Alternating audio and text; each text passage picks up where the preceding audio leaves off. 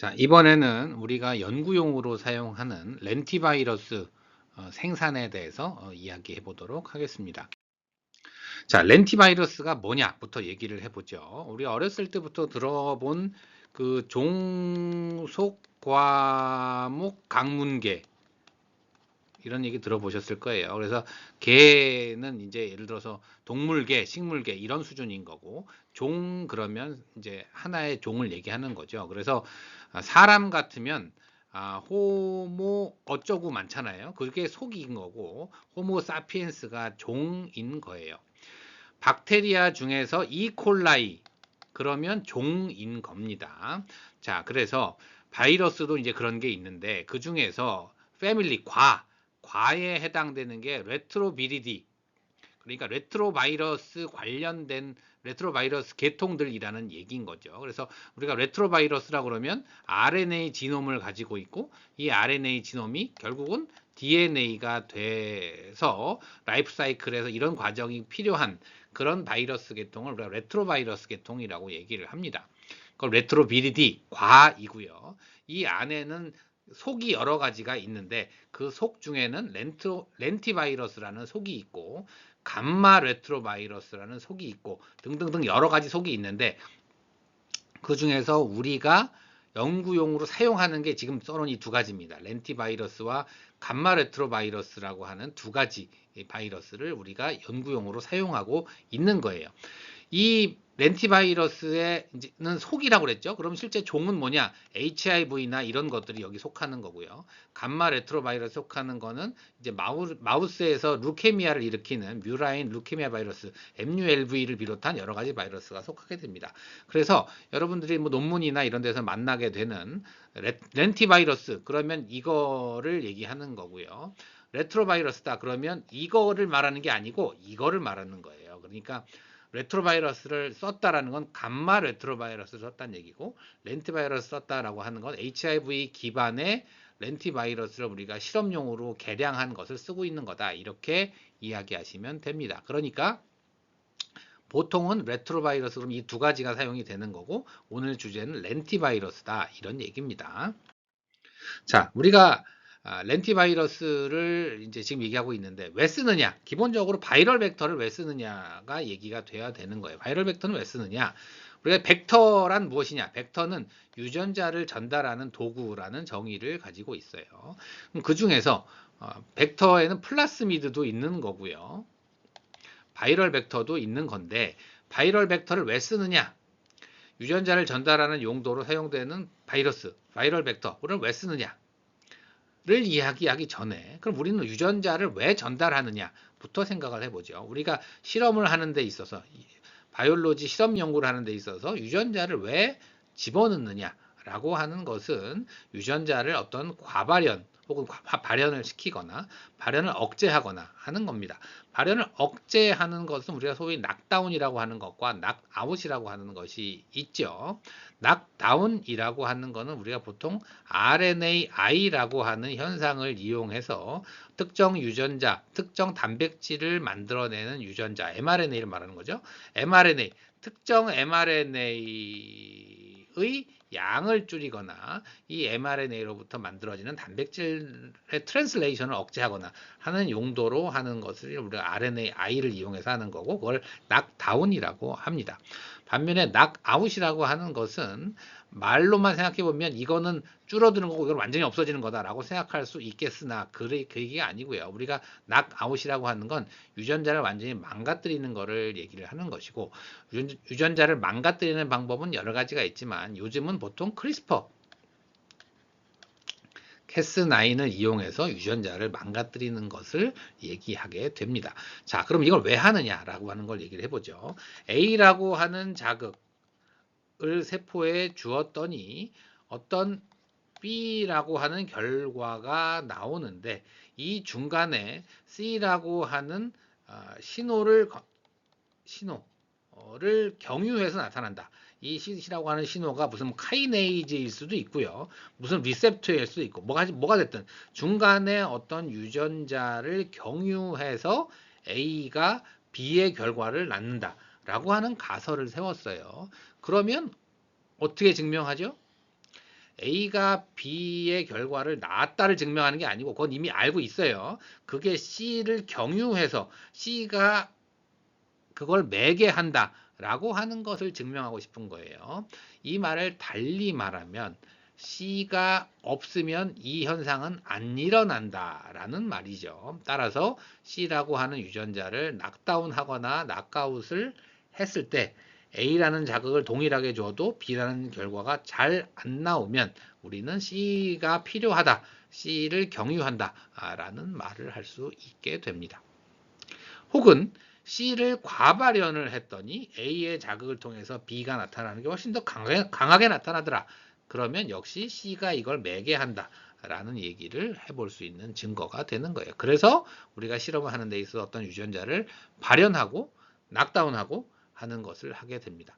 여기에서 한 걸음 더 나가서 얘기를 하자면 낙다운이라고 하는 것은 낙다운이 적용된 세포가 3개가 있다고 했을 때 예를 들어서 여기서 20%, 여기서 30%, 여기서 10%뭐 이런 식의 결과가 나타난다고 하면 낙다운이 전달이 안 된 경우 빼고 전달이 된 경우에 이런 식으로 낙다운이 됐다고 하면 낙아웃이라고 하는 것은 근본적으로 여기는 빵, 여기는 50, 여기는 빵 혹은 이런 식의 결과가 나타나는 거예요. 낙아웃이라고 하는 건 됐으면 빵이 되는 거예요. 물론 유전자가 한 카피가 아니고 2카피라고 가정했을 때는 한 카피만 낙아웃이 되면 50%가 될 수 있는 것이죠. 아무튼 이렇게 디지털인 거예요. 낙아웃이라고 하는 건 세포 단위별로 봤을 때는 디지털인 거고 낙다운이라고 하는 건 세포 하나하나를 봤을 때도 아날로그인 겁니다. 연속된 양으로 이렇게 변화가 찾아오는 거예요. 하지만 어떤 우리가 셀 파퓰레이션을 갖고 실험을 하니까 세포를 예를 들어서 10만 개의 세포에서 낙아웃을 하고 낙다운을 했다라고 해서 이거를 확인하는 용도로 예를 들어서 웨스턴 블라스를 해서 단백질을 확인했다라고 할 때는 얘도 줄어들고 얘도 줄어드는 차원에서는 결과로 보기엔 마찬가지인데 그 내부를 보게 되면 낙다운이 된 세포에서도 다 제각기 이렇게 20, 30, 15, 22, 20.5 이렇게 나타나는 반면에 낙아웃이라고 하는 건 0이거나 50이거나 뭐 이렇게 디지털로 나타난다고 하는 것이죠. 그래서 근본적으로 다를 수 있다라는 것이고 하나만 더 얘기한다면 이게 무슨 차이가 있느냐? 웨스턴 블라스를 했을 땐 차이가 없죠. 하지만 무슨 일이 발생할 수 있느냐? 만약에 여러분들이 낙다운 혹은 낙아웃을 하려고 하는 유전자가 세포가 반드시 필요로 하는 이센셜 진 필수 유전자라고 했을 때 낙다운을 하면 세포가 그나마 살아남을 수 있어요. 부족한 채로 세포가 버틸 수 있겠죠. 하지만 이센셜 진의 경우에 낙아웃을 하면 그 세포는 존재할 수가 없어요. 그러니까 낙아웃이 잘 안 되겠죠. 이센셜 하다고 하는 것은 오히려 낙아웃을 했을 때 그런 세포가 없기 때문에 남아있는 세포만 낙아웃이 안 됐거나 2카피 중에 1카피만 낙아웃이 됐거나 이런 세포만 살아있는 결과를 야기하게 돼요. 그래서 오히려 낙아웃이 잘 더 안 되는 그런 결과를 나타낼 수도 있다는 겁니다. 이 부분을 이해하고 있으면 되게 좋습니다. 자, 그 다음에 원래 하던 얘기를 이어서 하게 되면 그래서 자, 우리가 바이럴 벡터를 통해서 유전자를 전달하는 이유는 발현 억제하는 이유는 그런 것인데 왜 그럼 플라스미드를 안 쓰고 바이러스를 쓰느냐? 세포에 따라서 플라스미드를 가지고 트랜스펙션을 했을 때 플라스미드가 잘 안 들어가거나 들어가도 유전자 발현이 잘 안 되는 경우가 많기 때문에 그래요. 우리가 핵293T라고 하는 세포를 많이 쓰는데 핵293T라고 하는 세포는 유전자를 플라스미드로 넣으면 발현이 아주 잘 돼요. 이게 세포 안으로 잘 들어가서 그런지 들어간 게 발현이 잘 되는 건지 이것과 상관없이 어쨌거나 발현이 잘 됩니다. 하지만 어떤 세포는 플라스미드로 유전자를 발현시키거나 낙다운하거나 낙아웃 하려고 했을 때 굉장히 안 됩니다. 하지만 바이러스는 어지간한 세포에서는 전달 효율이 무지하게 좋습니다. 그래서 기본적으로 바이러스를 쓰는 거예요. 바이러스는 플라스미드에 비하면 만들기도 어렵고 매우 불편한 면이 많이 있지만 그럼에도 불구하고 바이러스를 쓰는 이유는 효율이 좋기 때문에 그렇다라는 겁니다. 그러면 바이러스 중에서 왜 하필 렌티바이러스냐? 생산이 굉장히 쉬워요. 해보면 매우 쉽습니다. 또한 렌티바이러스는 레트로바이러스 계통이죠. 그래서 크로모소말 인테그레이션을 하게 됩니다. 무슨 소리냐면 이따가 얘기하겠지만 RNA 지놈이 DNA로 바뀌어서 크로모솜에 인테그레이션을 하게 돼요. 따라서 세포가 분열했을 때도 계속 그 변형된, 그러니까 발현되는 유전자 혹은 낙타웃 혹은 낙가웃이 계속 따라가면서 계속 발현이 유지되기 때문에 스테이블 셀을 만드는데 굉장히 좋은 특성을 가지고 있다. 이렇게 말씀드릴 수 있겠습니다. 자, 그럼 본격적으로 렌티바이러스에 대해서 얘기를 해보죠. 자, 렌티바이러스는 이렇게 생겼습니다. 바이러스가 이 파란 거가 엔빌롭, 봉투죠. 봉투 우리말로 치면 지질 이중층이에요. 지질 이중층, 리피드 바이레이어. 그래서 우리 세포막과 같은 성분의 지질 이중층을 가지고 있습니다. 렌티바이러스는. 그리고 그 안에 캡시드라고 하는 단백질 덩어리가 있어요. 바이러스의 유전체를 감싸고 있는 단백질 껍질을 우리가 캡시드라고 하고, 이 캡시드 안에 바이러스의 유전체, 지놈이 들어가 있는 겁니다. 렌티바이러스의 경우에는 지놈이 RNA로 되어 있고, 하나의 바이러스 안에 지놈이 2개 들어가 있는 걸로, RNA 지놈이 2카피 들어가 있는 걸로 그렇게 되어 있습니다. 이 RNA 지놈은 DNA, 세포에 감염되게 되면 얘가 원래 가지고 있었던 DNA 폴리머레이즈, 즉 리버스 트랜스크립테이즈, RT죠. 리버스 트랜스크립테이즈에 의해서 얘가 결국은 더블 스트랜드 DNA로 바뀌게 되어 있어요. 그래서 바이러스 자체에 이 RTAs를 장착을 하고 있습니다. 그래서 이런 구조를 가지고 있고, 엔빌롭에는 이 바이러스가 어떤 세포에 감염되기 위해서 필요한 엔빌롭 프로틴이 있습니다. 우리가 주로 사용하는 리컴비넌트 바이러스에서 주로 사용하는 엔빌롭 프로틴은 VGVG입니다.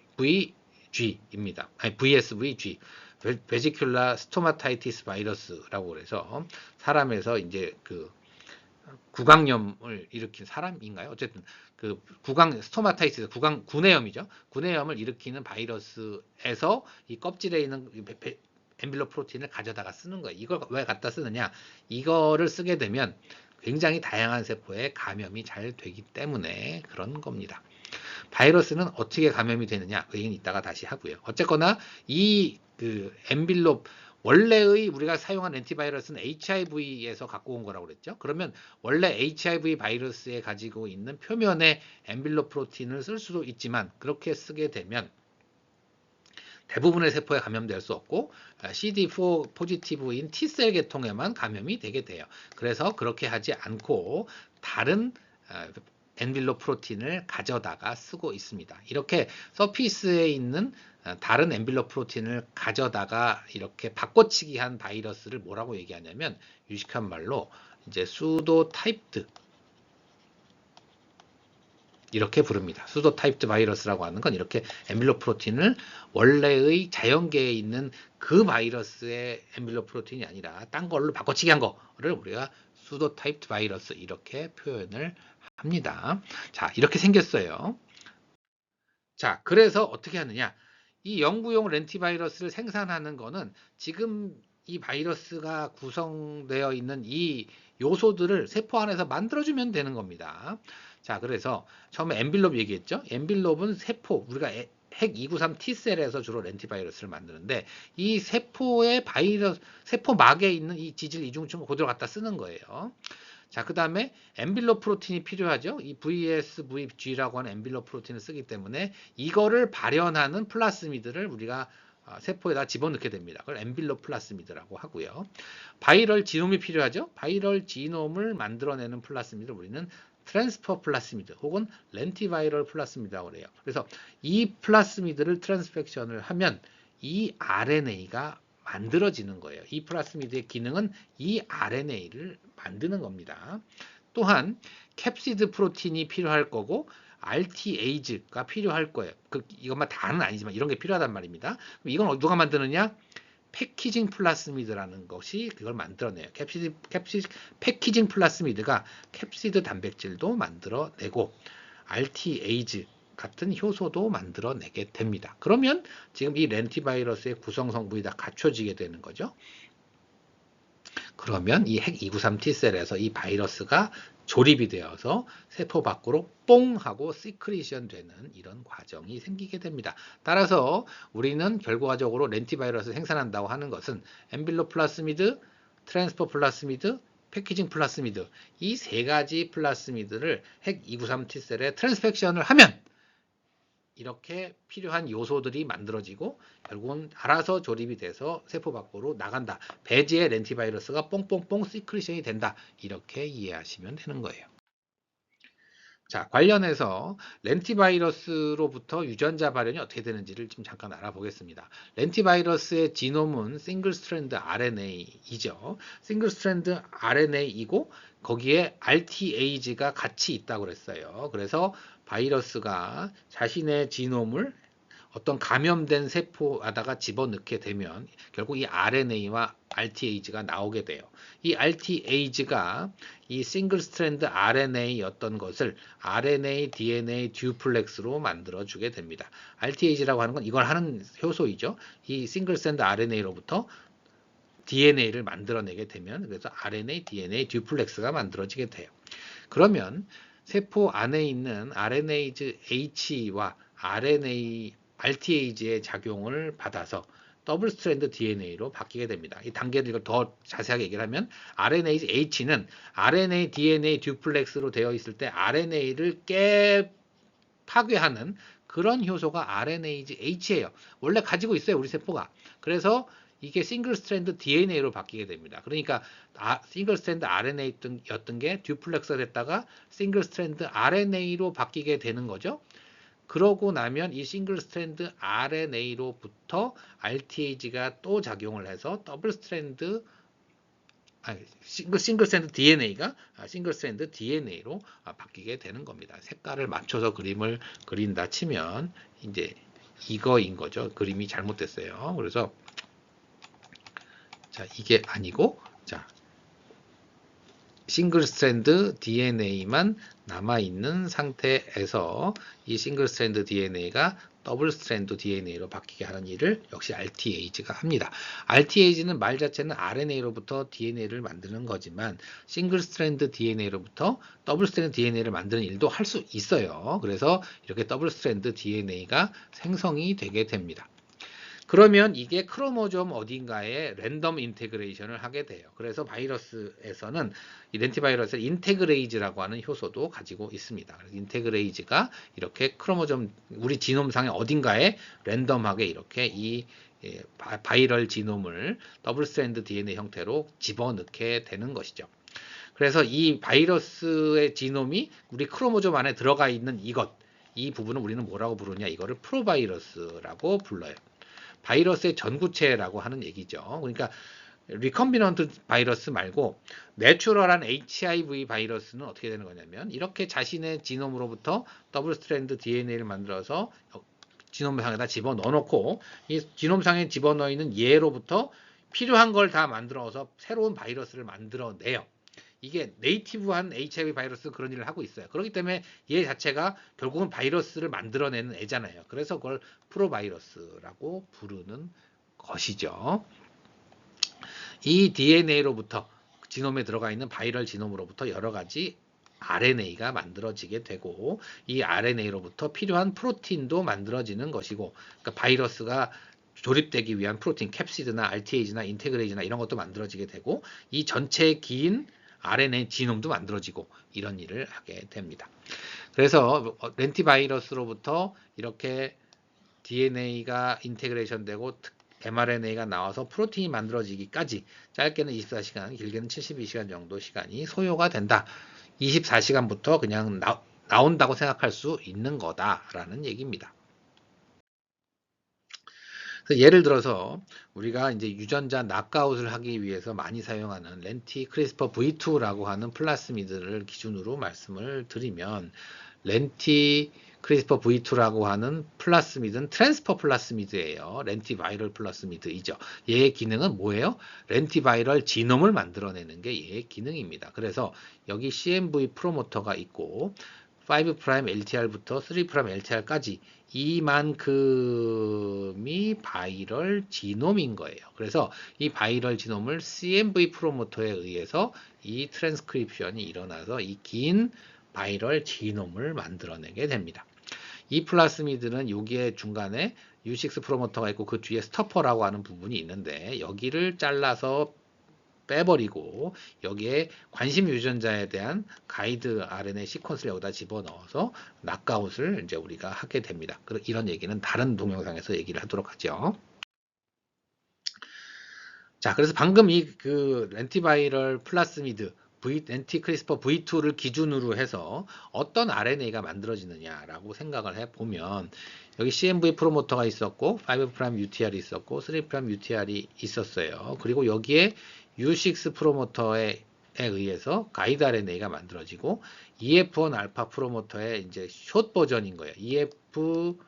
EF1 알파 프로모터의 이제 코어 프로모터인 거예요. 코어 프로모터일 때 우리가 짧다고 해서 EFS라는 용어를 이제 쓰기도 합니다. 그래서 이 프로모터에 의해서 이 캐스9 단백질을 만들어내는 이제 mRNA가 만들어지게 돼요. 터미네이션 폴리 A 시퀀스는 어디 있느냐? 이 경우에 폴리 시퀀스는 안 갖고 있어요. 안 갖고 있고 여기에 LTR에 있는 폴리 시퀀스를 사용을 하게 됩니다. U6 프로모터의 경우에는 터미네이션 시퀀스를 가지고 있어요. 여기 TTTTT가 있는데 이 TTT T 5개 이상이면 이 U6 프로모터에 의해서 만들어지는 RNA가 멈추게 됩니다. 자, 그래서 지금 프로모터가 3개가 있죠. 따라서 만들어지는 RNA는 3가지가 나오게 됩니다. CMV 프로모터에 의해서 전체 LTR부터 LTR까지 RNA 지놈이 만들어지게 되고 U6 프로모터에 의해서 싱글 가이드 RNA라고 하는 이 짧은 RNA가 만들어지고 EFS라고 하는 프로모터에 의해서 Cas9을 코딩하는 mRNA가 이렇게 길게 만들어지게 됩니다. 물론 이 플라스미드를 트랜스펙션을 했을 때 우리가 바이러스를 생산하는 단계에서 필요한 RNA는 얘죠. 하지만 얘도 생깁니다. 안 생기게 할 방법이 없잖아요. 내가 지금 트랜스펙션한 의도가 이거니까 얘는 작동하지 마. 이런 건 존재할 수가 없죠. 그래서 실제로 만들어지는 RNA는 3가지 다 만들어지지만 필요한 건 얘였다. 이런 얘기입니다. 자, 여기서 밑에 써져 있는 말이 있죠. 두 LTR 사이에 폴리 A 시퀀스가 있으면 렌티바이럴 지놈이 끊기게 됩니다. 렌티바이러스를 이제 만들기 위해서 이 렌티바이럴 플라스미드를 클로닝하는 과정에서 사람에 따라서는 실수로 여기에 폴리 A까지 포함을 해서 갖다가 집어넣는 경우가 있어요. 얘가 유전자 발현되는 데 있어서 얘가 있는 게 사실은 좋기는 하죠. 하지만 문제는 뭐냐? 바이러스를 만들 때 이 CMV 프로모터에 의해서 쭉 RNA 지놈을 만들 때 여기서 끊기게 된다는 점입니다. 따라서 정상적인 RNA 지놈이 만들어질 수 없을 수 있다라는 거예요. 폴리 A라고 해서 트랜스크립션이 100% 끊기리라는 보장은 없어요. 그래서 일부는 지나가서 쭉 갈 수도 있겠죠.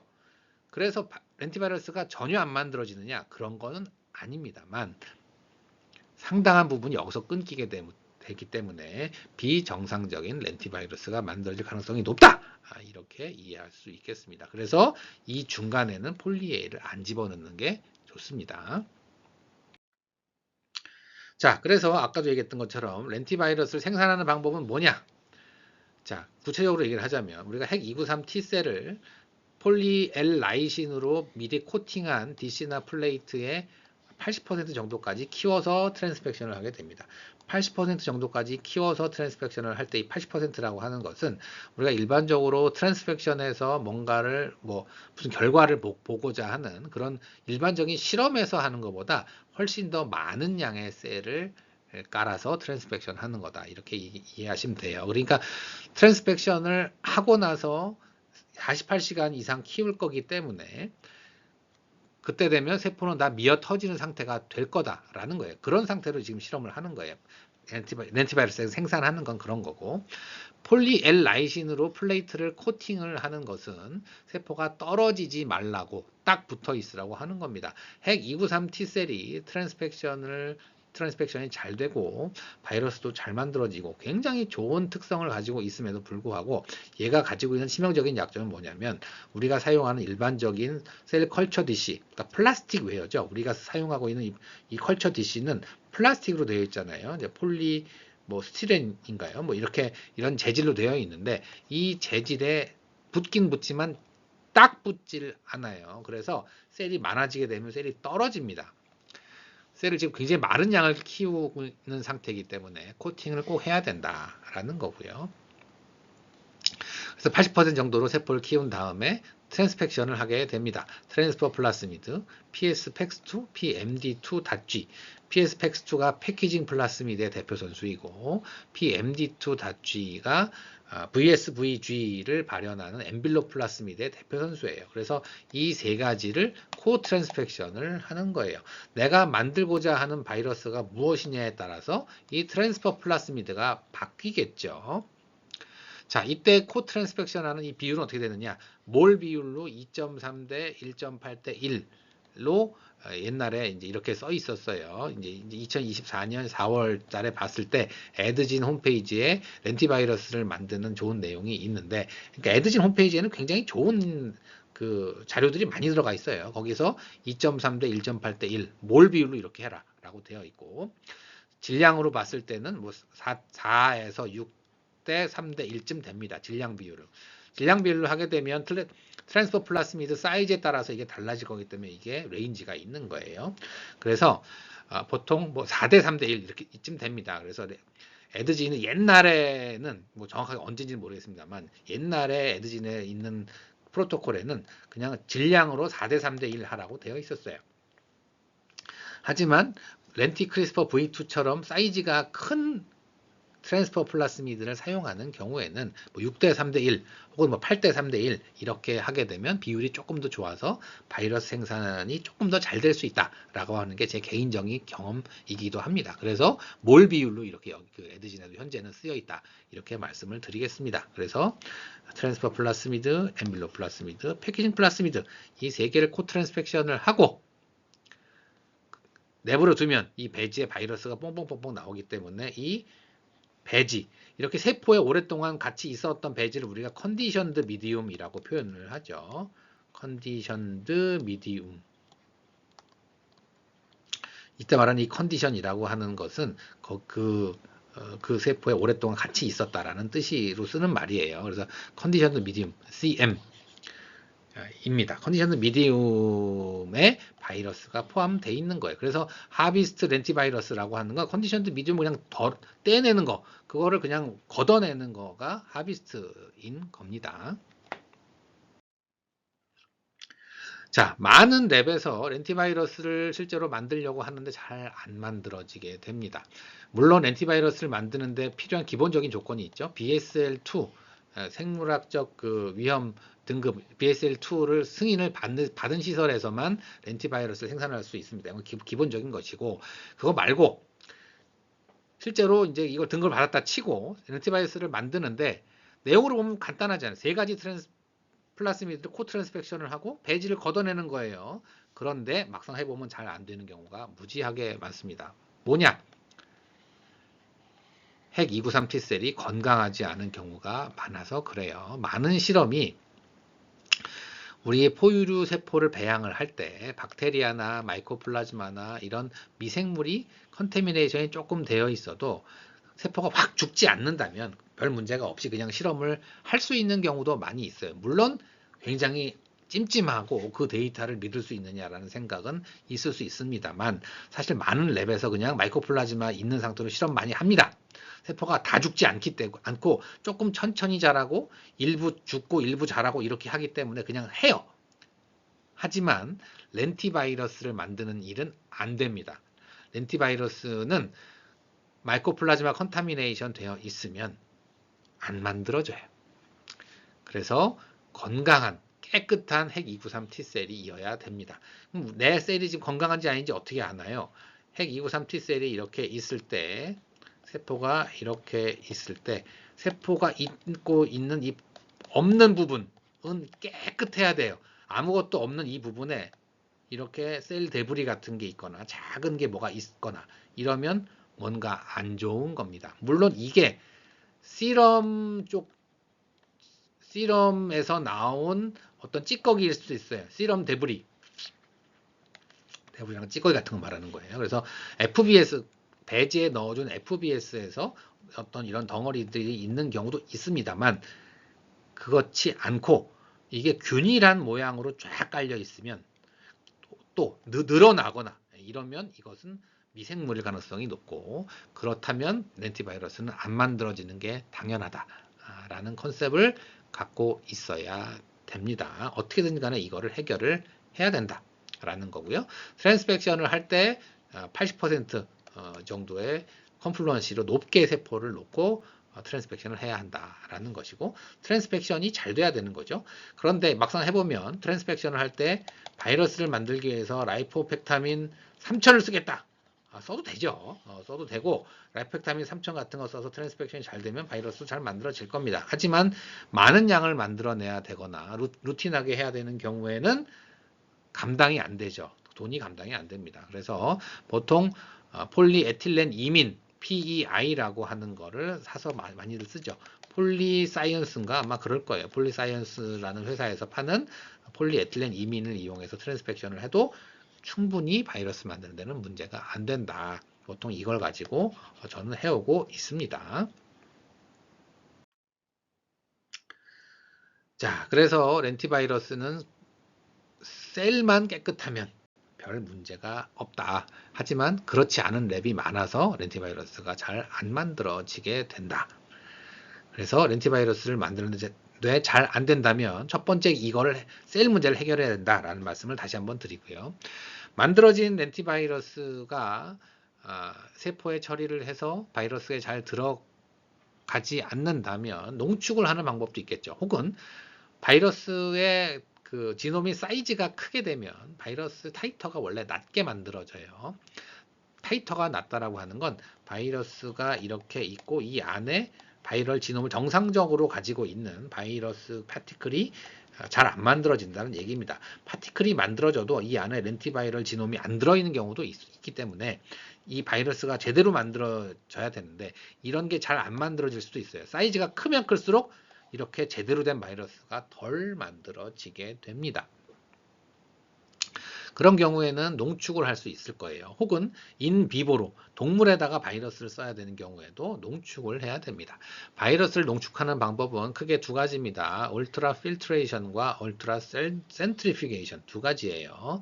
이런 거, 이 관련된 내용들은 이제 논문도 이렇게 다 걸어놨으니까 확인해 보시고요. 특히 조부를 통해서 여러분들이 많은 것을 알게 되는 경우가 있습니다. 조부는 실험 방법을 동영상으로 보여주는 저널이에요. 그래서 여기에 보면 어떻게 렌티바이러스를 울트라 센트리피게이션을 농축하는지가 잘 프로토콜이 메소드 잘 써여 있고 동영상도 있습니다. 울트라 필트레이션이라고 하는 건 뭐냐? 농축을 어떻게 하냐면 물만 빼는 겁니다. 물만 빼는 거 우리말로 하면 한외여과 이런 거예요. 이게 뭔지는 찾아보면 많이 나오니까 이걸 하기 바랍니다. 한외여과라고 하는 건 어떤 반투막에다가 액체를 집어넣고 센트리피게이션을 하든 뭘 하든 그 안에 있는 용매를 빼내는 거예요. 그럴 때 그 포어 사이즈, 그 한외 멤브레인의 구멍 사이즈가 얼마냐라고 하는 걸 우리가 MWCO, 몰리큘라 웨이트 컷 오프라고 합니다. 컷오프 이건 뭐냐? 그래서 10만짜리 몰리큘라 웨이트 컷오프를 가지고 있는 울트라 필트레이션 튜브라고 하는 것은 튜브가 이렇게 있고 이 안에 튜브 안에 이렇게 농축할 수 있는 솔루션을 여기다 집어넣는 안에 인릿 안에 집어넣는 게 이렇게 달려 있어요. 여기에 밑에 멤브레인이 있는데 요 멤브레인의 구멍이 10만 달톤, 100킬로 달톤이죠. 100킬로 달톤보다 큰 거는 안 빠지지만 이거보다 작은 거는 밑으로 숭숭 빠질 수 있어요 라고 하는 거예요. 가만히 있을 때 빠지는 게 아니고 이렇게 센트리퓨게이션 원심 분리를 할 수 있게끔 돼 있단 말이에요. 물론 뚜껑도 씌우는 거죠. 센트리퓨지를 돌리면 밑으로 슝슝슝슝 물과 작은 이온들과 이런 것들이 빠져나가게 돼요. 몰리큘라 웨이트 컷오프가 100kDalton이면 예를 들어 10kDalton, 20kDalton 이런 단백질은 밑으로 숭숭 빠질 수 있겠죠. 기준으로 보면야 70kDalton쯤 되면 알부민도 숭숭 빠질 수 있긴 하겠지만 이 100kDalton에 가까울수록 잘 안 빠지겠죠. 그래서 밑에 알부민이 나올 수 있기는 하겠으나 알부민이 여기 다 없어질 것이다 라고 말할 수는 없어요. 아무튼 이렇게 울트라 센트리퓨게이션을 돌리게 되면 물이 숭숭 빠지게 되고 바이러스는 그대로 있게 됩니다. 사이즈가 100보다 큰 단백질은 당연히 여기 있겠죠. 이렇게 해서 하게 되면 결국 농축되는 효과를 가지게 되는 겁니다.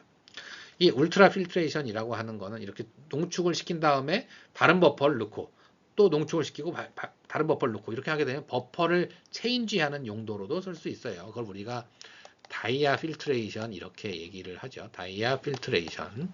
관심 있는 사람은 또 찾아보시기 바라고. 아무튼 그래서 지금 얘기하고 있는 건 농축이니까 이렇게 울트라 필트레이션을 통해서 농축을 할 수 있다라는 거고요.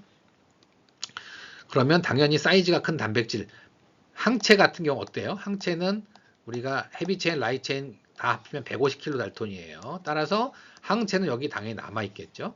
그래서 이런 거를 동물에 찌를 용도로 울트라 필트레이션을 하겠다. 부족합니다. 그러면 너무 동물에 들어가서는 안 되는 단백질들이 많이 포함되어 있기 때문에 울트라 필트레이션은 세포에 할 용도로는 괜찮지만 동물에 쓸 용도로는 적합지 않다라고 말씀드릴 수 있겠습니다. 울트라 센트리퓨게이션은 말 그대로 울트라 센트리퓨게이션을 해서 바이러스를 펠렛으로 떨어뜨리는 거예요. 이렇게 떨어뜨리는 겁니다. 사이즈가 원체 바이러스는 작기 때문에 일반적인 13,000 rpm 이런 정도 가지고는 안 떨어져요.